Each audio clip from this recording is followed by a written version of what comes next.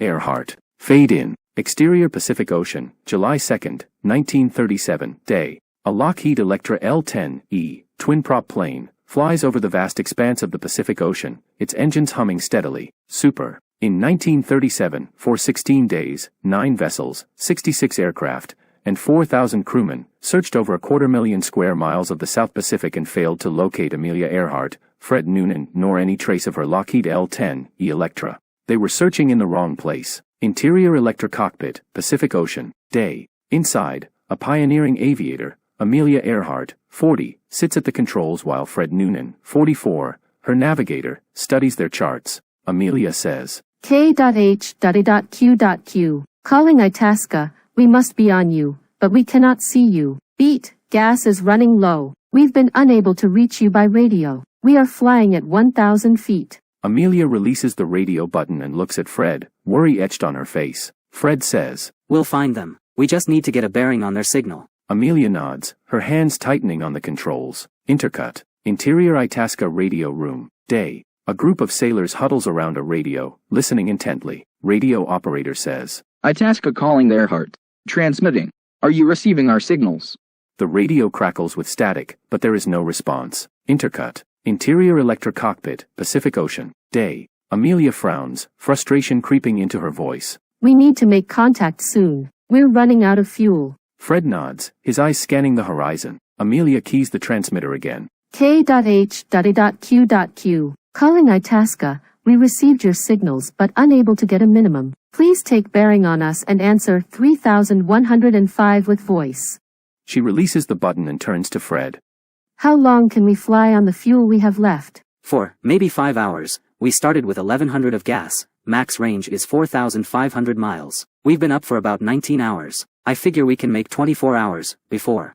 Fred's voice trails off. We can't keep circling. Are we north or south of Howland? I don't know, but our best option is to change course to 157. If we are north, we'll encounter Howland. If we are south, we'll eventually run into these islands here. Fred shows Amelia a folded chart and points to a cluster of tiny atolls called the Phoenix Group. Amelia looks worried. If we alter course, there's no going back. Fred, this may be the last decision we make. Are you sure? Fred's eyes are glued to the window. He can't see well over the wing. What other choice do we have? Amelia says. Well, you've got us this far, FN. I trust you. Cut to Interior Itasca radio room, day. The Itasca, AU.S Coast Guard cutter, is positioned at Howland Island with a mission to help guide Amelia's world flight to the remote island airstrip. The sailors listen anxiously as the radio crackles to life. Amelia, VO, says, K.H.Q.Q. To Itasca, we are on the line 157-337. We'll repeat message. We will repeat this on 6210 KCS. Wait. The sailors exchange worried glances, knowing that time is running out for Amelia and Fred. Present day. Exterior Groton Airport, Mystic, Connecticut 2027, day. We see a Cessna 172 airplane descending from the sky, its engine roaring. The plane banks to the left, then to the right, as it lines up for its final approach to the runway. Interior Cessna Cockpit, day. The cockpit is small and cramped, with only enough room for 2 people, but we see there is only one, the pilot. Sky Putnam, 16, a young woman student pilot with a determined look on her face. She's wearing a headset and speaking into a microphone. Sky says, Tower, this is Sky Putnam, on final for runway 23, requesting permission for full stop. Tower, VO, says, Sky, this is Tower. You're cleared for the option, landing runway 23. Tower, Sky, cleared for the option, full stop runway 23. Sky takes a deep breath and focuses on the runway ahead. She's about to make her first solo landing as a student pilot. Exterior Groton Airfield, day. The Cessna touches down on the runway with a bump and a jolt. Sky instinctively pulls back on the yoke to keep the plane level and then applies the brakes. Interior Cessna Cockpit, day. Sky exhales a sigh of relief and looks around, realizing she's done it. She landed the plane alone. She briefly clutches her necklace's silver L-10E airplane-shaped pendant before snapping her hand back to the controls. She grins from ear to ear, wearing her accomplishment proudly across her face. Exterior Groton Airfield, day. The Cessna taxis to a stop and idles in place. Congratulations, Ms. Sky Putnam. Congratulations on your first solo flight. Sky looks up through the windscreen to see her beaming grandfather, 70, gray hair, leaning on a cane but agile in spite of the octogenarian prop. He He's waiting on the tarmac, cheering and clapping for her. She can't help but smile even wider, feeling like she's on top of the world. She hurries to shut down the engine, diligently following the checklist on her kneeboard. She removes her David Clark headset and climbs out of the cockpit, feeling a little unsteady on her feet. She hurries to her grandfather, who greets her with a hug. I did it, just like Amelia Earhart. Grandfather says, Just like your mother, too. She would have been so proud, if only she were here. I know you're excited, but remember, don't tell your father. I know. He's probably at sea anyway. Grandfather says, No, he's in port, back in town for the fair. We have to meet him soon. Aw.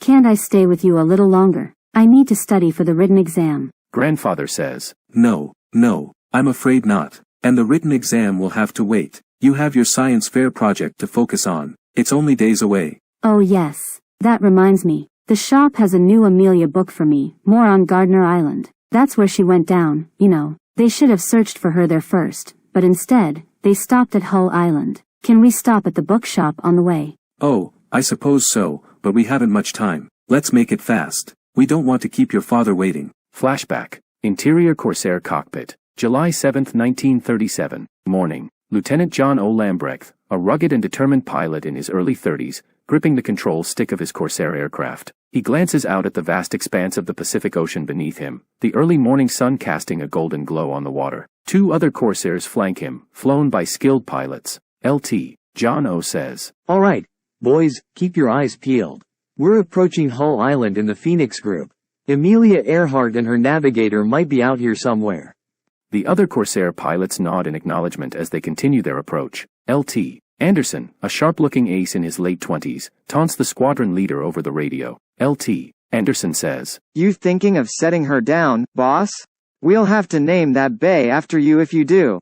Exterior Hull Island. July 7, 1937. Morning. LT. John O's Corsair gracefully descends and lands on the small atoll bay of Hull Island. Islanders, dressed in simple attire, gather around to watch the unexpected arrival. Exterior Hull Island Lagoon beachside. July 7, 1937. Morning. LT. Anderson and LT. Parker continue to circle the island overhead as LT. John O. emerges from his plane's cockpit. John looks around. Almost immediately after the landing, an outrigger canoe pushes off from the beach with 3 native boys and the white resident manager. John O. stands on the root of the plane's wing, taking in the curious approaching islanders. Good day. A weathered man in his 50s, who seems to be in charge and is taken aback by the arrival of the American pilots, stands up in the boat. He was a man of medium height, deeply tanned, and dressed as may have been expected in white duck trousers, a white shirt, and a straw hat, which he removed to wave. His accent proclaimed him British. Island manager says, Cheerio. Good day, sir. I'm Lieutenant John O. S. Navy. I'm on a search operation for Amelia Earhart and her navigator, Fred Noonan. Have you seen or heard anything unusual in the skies recently? Amelia Earhart, I'm sorry, I don't know who that is. LT. John O. says, You haven't heard of Amelia Earhart? The woman attempting the first flight around the world? We are searching for her plane, which we believe may have been forced down somewhere in the Phoenix Islands. She left Lae, New Guinea for Howland Island days ago and has not been heard from since. I'm afraid I've been a bit out of touch lately. My radio's been broken since the eclipse. LT. John O. says, Eclipse? How long has your radio been down? Can't rightly say, sir. A couple weeks. Time passes differently here on Hull Island. Where did you say you hail from? LT. John O. says, We hail from Honolulu. Honolulu, are you sure it's not you who's attempting a world flight? No, you see, we launched from Catapult. The good ship U.S. Colorado is some 50 or 60 miles westward, awaiting our return. The other 2 pilots zoom the island low and fast, tipping their wings in a friendly greeting. As the roar of their engines recedes, the Britishman queries John. Amelia, you say, a woman pilot. John O. flashes a puzzled glance. He hadn't expected such isolation. There was no one who hadn't heard of Amelia Earhart. Yes, one of the finest. Thank you for your time, sir. If you happen to hear or see anything about her or her navigator, Fred Noonan, please make a report to the US Navy as soon as practicable. I'm afraid Miss Earhart is running on borrowed time. The island manager nods, and the pilot climbs back into his floating Corsair. As he prepares to take off, John O. frowns, feeling he and his wingman might be alone in this search for Amelia Earhart. Strike out. I'm putting this hog back in the air, fellas. We've got a long way to go and a lot of ocean to cover. Next stop, Gardner. The Corsair roars to life, and Lt.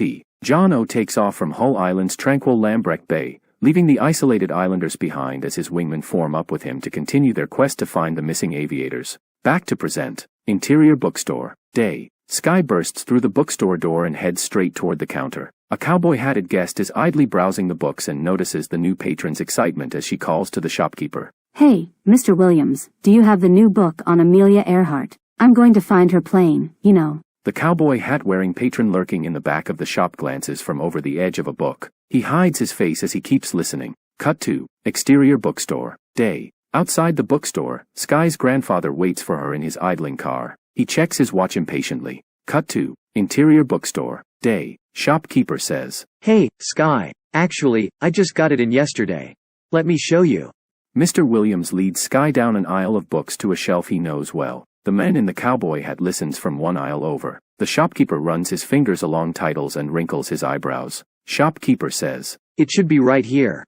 Did you know she crashed on a reef on Gardner Island? Mr. Williams continues to search the section as he responds. Shopkeeper says. Is that right? You know more about Mrs. Earhart than anyone by now.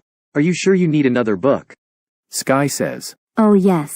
I need to know all there is to know if I'm going to be the first to find her lost Electra. Shopkeeper says. And how will you do that? Sky points to a book she's read before. It's all in that book there, by Rick Gillespie. He's been there 6 times to search for her plane. The cowboy-hatted man glances over and takes note. Shopkeeper says. 6 times? And why didn't he find it? Because. Sky reaches out for the book they've been searching for and pulls the new biography off the shelf. He didn't know where to look. Oh, and you do. I sure do. It's my science fair project this year. The shopkeeper walks back to the register with Sky in tow. Is that so? You may have mentioned it once or twice before. Ha. Oh yeah. I found a few other good books here, haven't I? Shopkeeper says. Yes, well, you know. Sometimes when you search really hard for something, you don't find what you're looking for. You find what you need. The shopkeeper shuffles behind the register and rings up Sky's purchase as he continues his thought. Shopkeeper says. Amelia's plane. That might be the most valuable aircraft on the planet. Every aviation museum on Earth worth its salt would fall at your feet to offer whatever you ask to put that old plane in its collection. Maybe you're right, but I just want to find it. Then we'll know what really happened to Amelia. You should come to the science fair. It's tomorrow. Oh, I know. That fair is the biggest news in Mystic. Reporters are crawling all over. Several have come into the shop asking about Timmy's win last year. The cowboy-hatted man moves around the end of the aisle and picks up the copy of Finding Amelia that Sky had mentioned earlier. He proceeds to the register and stands behind Sky. They're all hoping for another big headline. I guess raising a sunken treasure ship captures everyone's imagination. Sky nods as she reaches for her money but realizes she's forgotten her clutch in the car. Oh no, I don't have my purse with me. Hang on. Don't worry about it, Sky. You can pay me next time. No, it's in the car. Just let me get it. It'll only take a minute. The man behind Sky steps forward and hands the shopkeeper a fist of small bills. Rick Haywood, 45, a Fitzy captain, politely removes his cowboy hat. Rick Haywood says. It's on me, little miss. Sky lights up with gratitude. Thank you so much, mister. The name's Rick Haywood. I knew your mother. Strong-willed lady she was. Shame what happened to her. A real shame. Thank you, sir. Beat. Sky looks up at the benefactor as he puts the hat back on his head. I can be right back with my purse. No need, little lady. Pleasure is all mine. Sky slides the book off the counter into her hands. Thank you, Mr. Haywood. And thank you, Mr. Williams. Sky steps back and turns to the door. Shopkeeper says. Good luck tomorrow. A tiny bell on the door chimes as Sky leaves the shop, waving back. That's a girl with determination. The patron puts down the Finding Amelia book Sky had pointed out. The shopkeeper eyes the title and raises an eyebrow at the man in the cowboy hat. She's a sharp one, that Sky. Shame what happened to her mother. She was only 6. Huff. The patron pays for the book by Rick Gillespie. Good day to you. Rick Haywood doesn't answer and abruptly completes the transaction, scowling at the shopkeeper. Interior grandfather's car. Day. As Sky exits the bookstore, she sees her grandfather, sitting in the driver's seat of his car, tapping his fingers impatiently on the steering wheel. The front windows are down. Thanks for stopping, Grandpa. Grandfather says. It's hard to say no to you, Sky. I couldn't tell your mother no either. Let's hurry. You need to be at the school waiting for your father so he doesn't ask where you've been. Beat, what's the book about? Sky gets into the passenger seat of the car and buckles up. It's the newest Amelia Earhart book. It chronicles her early career, from her flight training before her infamous world flight. Did you know she learned to fly before she learned how to drive, too? That's great, Sky. Your mother would have been proud of you. Sky's smile fades momentarily as she thinks about her late mother, a pilot and a role model for Sky. What was she like? Tell me about her again. How did she die? The only thing she loved more than flying was you, that and building her business with your dad. You're carrying on her legacy by pursuing your passion for flying. Beat. Sky's grandfather navigates the old Grand Marquis through an intersection. Tell me how she died. You know your father has forbidden me from telling you about her death. Beat. It's why he doesn't want you flying. Sky nods. Sky says, I'm not a kid anymore. I know she died in a small plane crash. I want to know how. I can handle it. It's not my decision. Talk to your dad. As the car drives off, we see Sky holding the book about the legendary aviatrix who inspired her to take to the skies tightly in her hands against her chest. Sky looks out the passenger window at a small plane traveling overhead. Exterior high school curbside, day. Sky exits her grandfather's car, kisses him, and thanks him again. She stands on the curb in front of the school, waiting to be picked up by her father. Through the open passenger side window, he reminds Sky not to tell her father about the flight lessons. Don't forget what I said. We won't have to worry about that. He's not even here. Grandfather says, Don't be so hard on him. He's raised you as best as he could for the last 10 years. It's hard without a mother. He raised me. He's always at sea. You raised me. You and Grandma. Sky kisses her grandfather on the cheek and proceeds to the curb. I'll wait here until he arrives. Timmy, 17, an older boy wearing a baseball cap, steps to the curb and stands next to Sky. Timmy's friend, John, 17, stands at his side, holding a skateboard. Timmy comments on her book. Timmy says, Amelia Earhart, your science fair topic. What's your proposal? Yes, I'm proposing a search for her plane, and I'm going to find it. I know where it's sunk in the Pacific. In the Pacific. You'll never win. They'll never grant a project with a price tag like that. How can you say that, Tim? You won last year with a search for a sunken ship. Searching here in Long Island Sound is much different than in the middle of the Pacific. It'll cost way too much. What's the point anyway? Everyone knows Amelia was an incompetent pilot. She got lost. A woman driver. Timmy elbows his friend. John laughs uncomfortably at Timmy's sexist joke, stealing a sympathetic glance at Sky. Amelia had more flight experience than any man in 1937. She didn't get lost. Men running the radio didn't follow her instructions. A woman can pilot better than any man. Yet, I heard her number of takeoffs outnumbered her landings. Just like your mom. Pilot error. You don't know that. Everyone knows. She crashed a small plane into the water. Timmy is interrupted by a tall man wearing a jean jacket who appears and pushes the boy lightly, causing him to stumble. Sky's father, Bruce, 40, fit with a handsome face aged by the sea, speaks sternly. Bruce says, Back off. You're talking about my late wife. Beat pointing at Sky, and this is my daughter.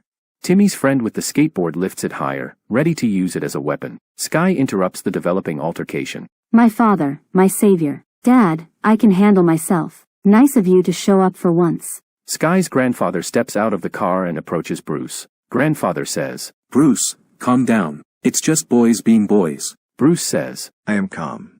I know how boys can be. Come on, Dad. Let's get out of here already. I'm always waiting on you. The story of my life. Sky storms past her dad toward his beat-up pickup truck parked along the curbside, holding up traffic. If you'd sign up for driving lessons like every other 16-year-old, you wouldn't have to wait on me. Sky rolls her eyes, still walking away. She wants to fly, like her mother. Don't ride me about that old man. I told you, she's not getting her pilot's license while she lives under my roof. She's not 18 yet. You better not be taking her to that airport again. I'm just saying she's more like your wife than you know. You'd know that if you were around more. I'm a merchant marine, damn it. I make my living on the sea. I'm on Liberty Special for the science fair. I'm doing the best I can. Other students have gathered to watch the brewing argument. Sky's grandfather notices and changes his tone to de-escalate the situation. I know. I'm sorry. You're doing the best you can. It's been 10 years, Bruce. It's hard on all of us. Hard to lose a daughter. Hard to lose a wife. He looks at Sky, standing by the pickup, tears welling. Timmy's friend, John, approaches her slowly on his skateboard to comfort her. Hard to lose a mother. I'm sorry, Bruce. No. I'm sorry. Thanks for watching, Sky. I couldn't do it without you and Rose. See you at the science fair. The men shake hands and depart. Interior pickup truck cabin. Day. Sky sits looking out the window. She doesn't speak to her father as they drive home. I'm looking forward to hearing your science fair presentation. What's it about? You don't have to pretend to care, Dad. I do care, Sky. I'm sorry I'm always gone. Just one more big job, and I can take some time off. I can take short leave and... You say that every time you're in port. Just save it, Dad. I mean it. I know it's been tough since your mother... Please don't bring up my mother. Everyone always brings up my mother and her accident. Don't bring her up unless you're ready to tell me exactly what happened. I'm 16 years old, Dad. In case you haven't noticed, I'm all grown up. I can handle it. It's hard for me to talk about, Sky. It's why I don't want you flying. I can't lose you both. Sky looks back out the window, up at the clouds. She doesn't respond. Can we sign you up for driver's ed tonight? I have to study. I haven't finished the budget plan for my project. I have a clear hypothesis with supporting evidence. I have a proposal, and I just need to devise a plan to fund my research. A feasible approach is worth 1/3 of the scoring. Timmy's plan won last year because his uncle's company donated a search vessel. Rick Haywood? That was supposed to be our boat. Your mom and I were about to purchase that salvage ship. It's state-of-the-art. Your mother had it all lined up. Before. Beat. Bruce stares ahead, lost in thought for a moment. Rick Haywood stepped in with a higher bid after the accident. I didn't have your mother's business savvy. The deal was closed before I wish I could offer you the same deal Timmy got. It's Rick Haywood's ship now. While I was mourning your mother, he took advantage and closed the deal. The salvage company was our dream. Your mother and I? Not his. Rick Haywood. Mr. Haywood. He paid for my book today. Sky shows her father the new story. Rick Haywood paid for your book? Yeah, at the bookstore. I didn't have my purse, and he was behind me in line. He seemed nice. He's not. I don't trust him. Please keep away from him and that kid, Timmy. They're trouble. That family is trouble. You're just jealous of his boat and that he actually helped with my project. No, Sky. I just have a bad feeling about him. Always have. Bruce shakes his frustration and changes the subject. Tell me about your project. What's your hypothesis? Sky sits up in her seat, happy to speak about her plan. I want to search for Amelia Earhart's missing plane. It's widely believed that she went down in the Pacific on a reef on Gardner Island. I think the plane drifted off the reef at high tide and sank nearby. I've modeled all data on tides and prevailing ocean currents, and... Bruce looks forward through the windshield. He interrupts Sky. Don't you have to present a financeable plan for your project?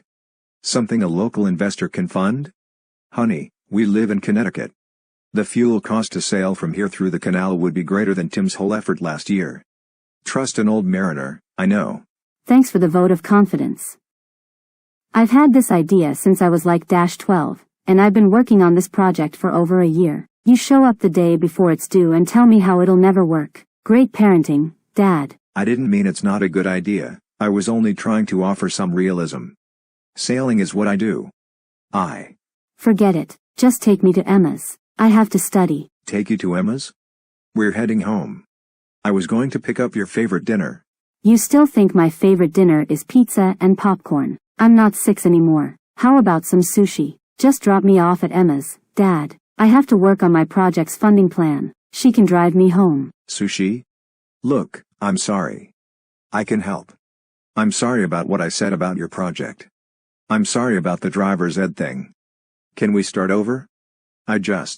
It's not that, Dad. You're never here, and when you are, you just want to switch on being a father. Just take me to Emma's. I'll see you at the fair, or not, whatever you want. She rolls her eyes and looks out the window. Interior Emma's house. Night. Emma, 16, Korean American, is a whiz with shortwave radios. She swivels from a panel of instruments in a desk chair. Her eyes are covered by 2 pairs of glasses, one that she flips up as she greets Sky.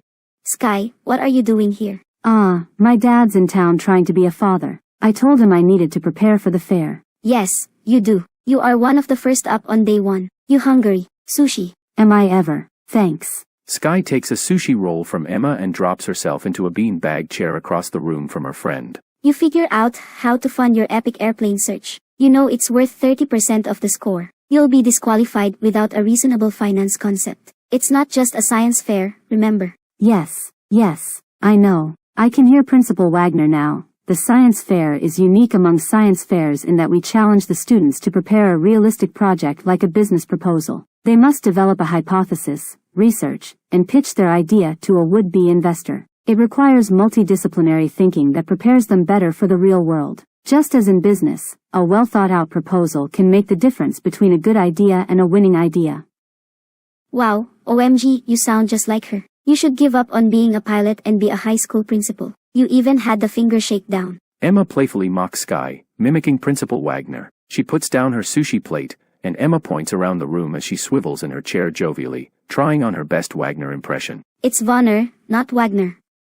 Emma stands, dizzy from spinning in her chair. She continues her exaggerated finger-shaking impression and inadvertently catches her eyeglasses with her extended finger, flinging the glasses towards Sky. Sky catches the pair of spectacles and laughs. Haha, who sounds like that? She speaks like she's constantly being interviewed. Beat, how's your project coming? Mine. Oh, just fine. I need a more powerful transmitter if I'm going to bounce radio signals off the moon. Off the moon? I thought you were trying to reach other countries. I am. I can do that already with the equipment I have because shortwave radio signals reflect off the ionosphere, but my project is to demonstrate that shortwave radio can also be bounced off the moon. Is there utility in that? Is there utility in finding Amelia's plane? Beat, it's all in the name of science and discovery, Sky. Why do we do any of this? It's there to be done, that's why.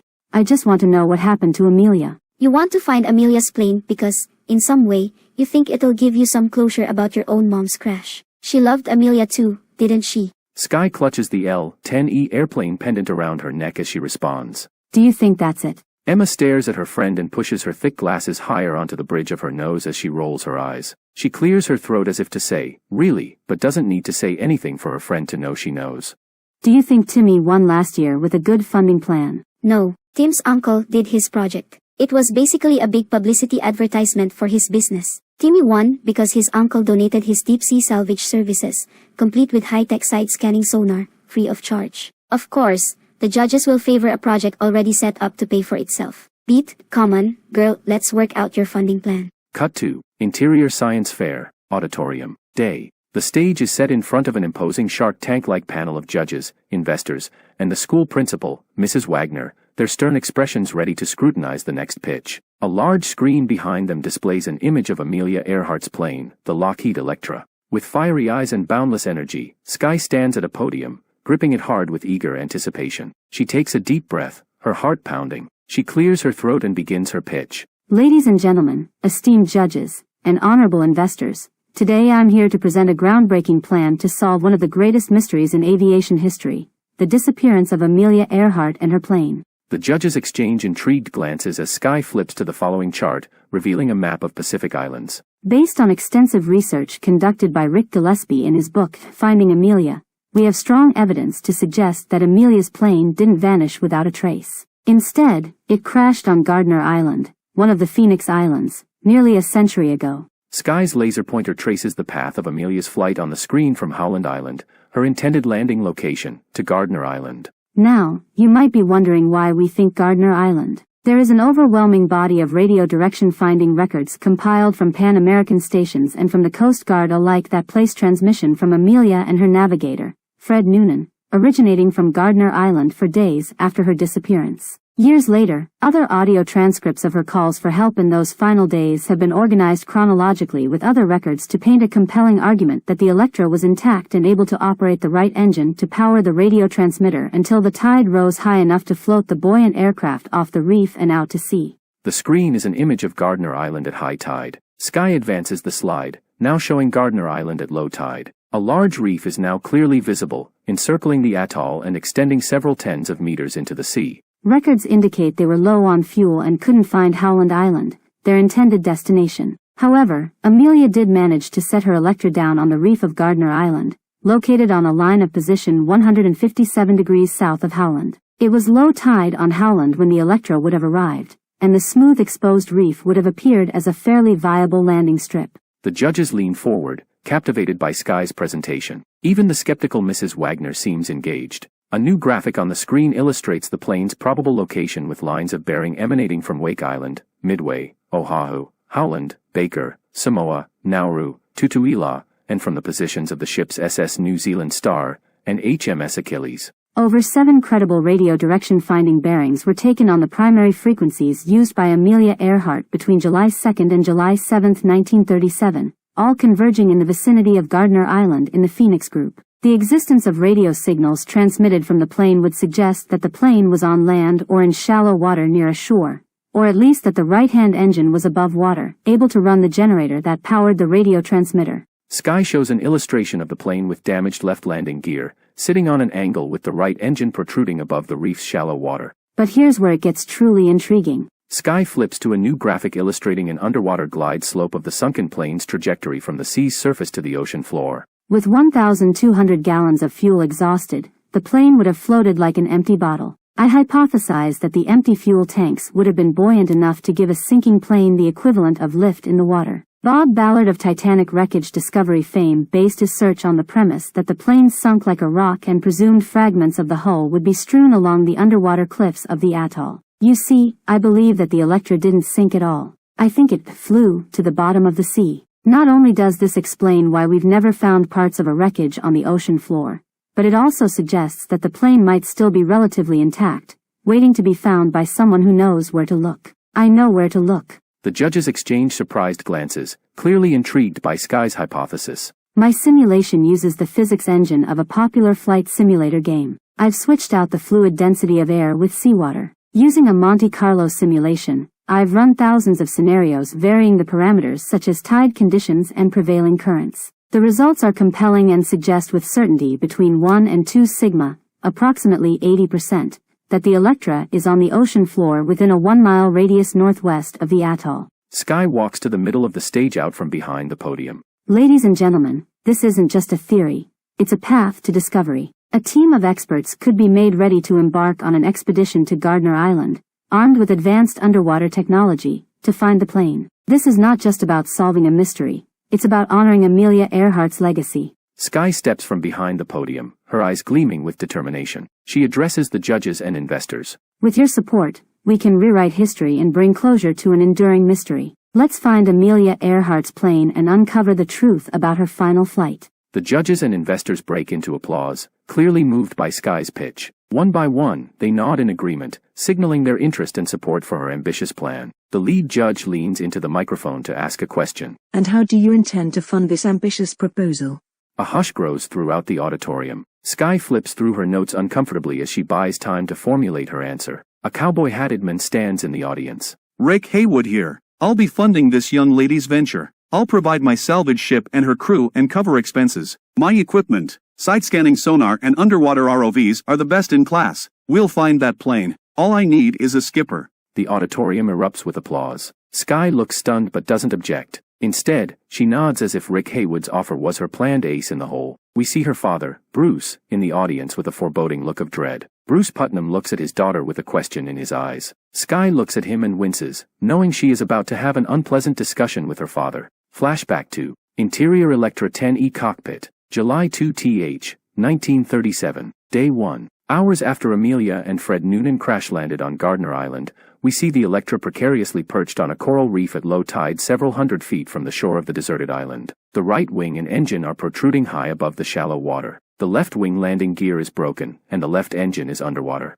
The cockpit is in disarray, with maps and instruments scattered about. Amelia Earhart, determined, sits in the pilot's seat, wincing in pain. Her right ankle is swollen and broken. She clenches her teeth, trying to ignore the searing pain. Her navigator, Fred Noonan, fades in and out of consciousness, seriously injured in the rear passenger compartment. The plane's cabin is partially crumpled, with the exit door on the left submerged in the reef's shallow water, trapping Fred inside. We've got to get out of this, Fred. Hang in there. Amelia struggles to move, her breath labored. She reaches for the radio controls but stops. She realizes the belly antenna is submerged in the water. Her eyes widen. The antenna is underwater. Exterior Electra, shallow water Gardner. Continuous. Amelia, gritting her teeth against the pane, carefully makes her way out of the cockpit and into the knee-deep water. She examines the damaged left landing gear. It's mangled, and the left engine is submerged, but the wing is intact. Not good. Not good. Amelia pushes through the water, her soaked clothes clinging to her body. She reaches under the half-submerged fuselage and confirms the plane's belly antenna is missing. She looks up at the cabin windows above. Think, Amelia, think. Amelia spots the direction-finding loop antenna mounted on the roof of the Electra. It's intact and above the waterline. Her eyes brighten with a glimmer of hope. The loop. Amelia staggers back to the plane through the shallow water over uneven ground. She starts the arduous climb back up to the cockpit entry hatch on the roof. She lifts herself back into the plane through the hatch above the cockpit, her face etched with the searing pain from her broken ankle. She opens the radio panel and surveys the instrument's connections. She begins reconfiguring the radio system antenna output to transmit from the loop antenna. With determination and steady hands, she manages to connect the radio to the direction-finding loop antenna. Her heart is pounding as she fires up the aircraft's right-hand engine to start the plane's generator. She flips a switch to power up the radio. It crackles to life, able now to emit a weak but steady signal. Amelia says, "We're in business, Fred. Beat, this is Amelia Earhart, KJQQ. To anyone north on Howland Island, call KJQQ.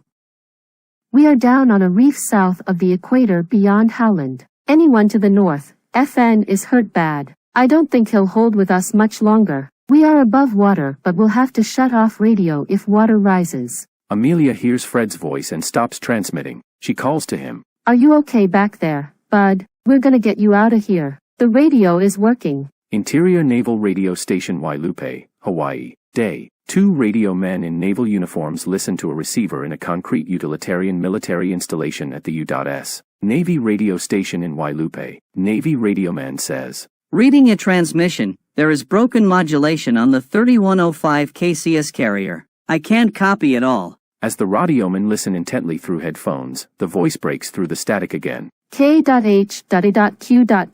Static. 281. Static. Was that a number? Did she say to anyone or 281? The second radio operator shakes his head and puts his hands up in question. Amelia, VO, says, "North. Static. Howland call K.H.A.Q.Q. Static. Beyond. Static. North. Static. Don't hold with us much longer. Static. Above water. Static. Shut off." The signal fades out. The 2 seamen look at each other, stunned by what they just heard. That was Amelia Earhart. Her plane, the Lockheed Electra, it must be on land. I know that plane. For the radio to operate, the right engine has to be turning to run the generator. She's alive and on land somewhere. Navy Radioman 2 says, "We must send this message to the Coast Guard and Navy headquarters in Honolulu. I hear the U.S.F's Colorado just put in at Hilo for gunfire practice. My cousin is on board for the Navy ROTC freshman cruise. They have catapult launch planes. Maybe they can help with the search. I'll forward it right away." Back to present. Interior Emma's house. After school. Day. Sky and Emma are sitting in Emma's room in front of Emma's shortwave radio terminal. They are ecstatic about Sky's science fair performance earlier. And then you were all, ladies and gentlemen, this isn't just a theory, it's a path to discovery. This is not just about solving a mystery, it's about honoring Amelia Earhart's legacy.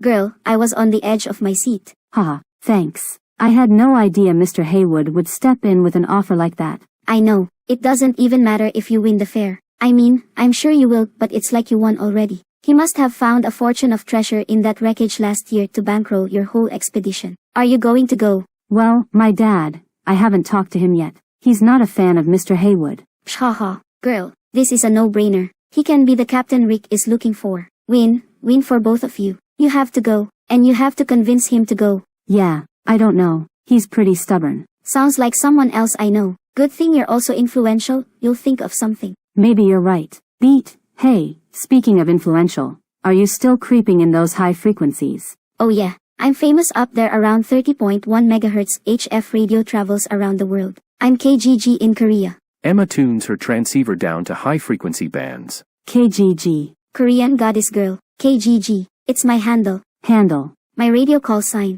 I can't go by Emma on the radio, it's boring and ambiguous. You already have a good one, Sky. Sierra Kilo Yankee. Emma laughs and turns up some transmissions in Korean. Sky looks perplexed. She can't make out the words. Radio, VO, says, "Heya, KGG, Bangyo Bang Ida." Transmissions from Seoul, South Korea. It wouldn't make sense even if you spoke Korean. He says I look like a fish-shaped pastry. Okay, that is, fishy. Interior sailor of Fortune ship. Bridge, night. The bridge of Rick Haywood's deep-sea salvage ship is decorated with nautical charts and high-tech screens for searching the depths of the deep sea. Sky Putnam has an adventurous sparkle in her eyes as she sits across from her father, Bruce Putnam. Rick Haywood stands by the cabin door with a smug grin. What do you say, Bruce? I need someone who's navigated the canal before. Will you be skipper for this expedition? This ship nearly runs itself. She only requires a minimal crew of 3 or 4 deckhands. It will certainly be worth your while if we find this plane. Dad, this is our chance. Never in a million years will we have another offer like this. Sky turns to Rick Haywood with a thankful look in her eyes. Sky, I've been a merchant for years. There are sea bosses you can trust to do right by you, hold up their end of a deal. And others who are more like modern-day pirates. Soldiers of fortune come in all shapes and sizes. I don't like this Rick Haywood character. He's a pirate in a fancy suit. I can't skipper for him on his boat.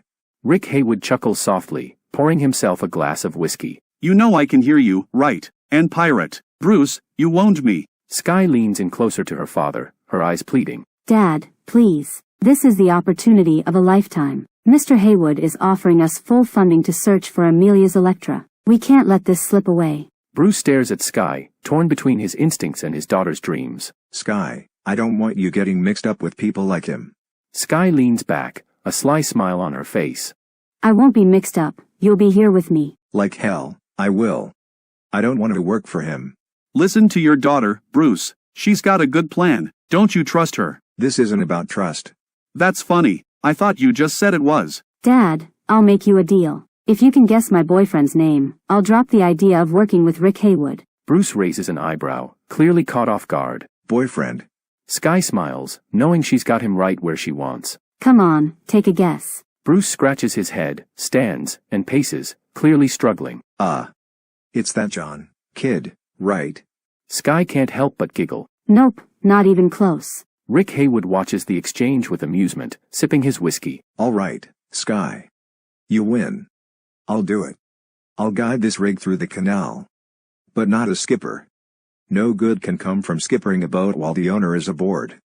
To Rick, this is your ship, Rick. I'll be first mate. Now, who's this boyfriend? Sky leans in, whispering to her father with a mischievous grin. Dad, there is no boyfriend. I made it up. But you see, I knew you couldn't resist such a profound discovery. Bruce stares at his daughter, a mixture of exasperation and pride in his eyes. You little trickster, Sky. All right, I'm in. But we keep a close eye on Mr. Haywood here, understood? Sky nods, relieved and excited. Deal, Dad. We'll make sure he doesn't pull any pirate tricks on us. Rick Haywood raises his glass in a mock salute. Savvy, to a most unexpected partnership, to my new first mate and his adventurous lassie. May we find Amelia's plane and prove all doubters wrong. They clink glasses, sealing the unlikely alliance, as they embark on a perilous journey to solve the mystery of Amelia Earhart's disappearance. Flashback to Interior Coast Guard Cutter Itasca Radio Room. Evening. 3 radio men and Captain Thompson huddle around a receiver in the cramped radio room of the Coast Guard Cutter Itasca. Commander, this just in from Honolulu relayed from U.S. Navy radio station at Wailupe. It's parts of a fragmented message received an hour ago. Super. K.H.A.Q.Q. 281 North Howland call K.H.A.Q.Q. Beyond north, don't hold with us much longer, above water, shut off. Commander Thompson, Captain Coast Guard Cutter Itasca, 40, a tall, serious man, listens and ponders the fragmented information. The radiomen wait with bated breath for the captain to interpret the cryptic message. They've come down 281 miles north of Howland. I knew it. They must still be afloat at sea. Set course. Full steam ahead. Make haste. We watch in horror as the Itasca steams to the north of Howland, away from Amelia. The men in the radio room continue to monitor Earhart's 3105 kilocycles voice frequency, hearing only static.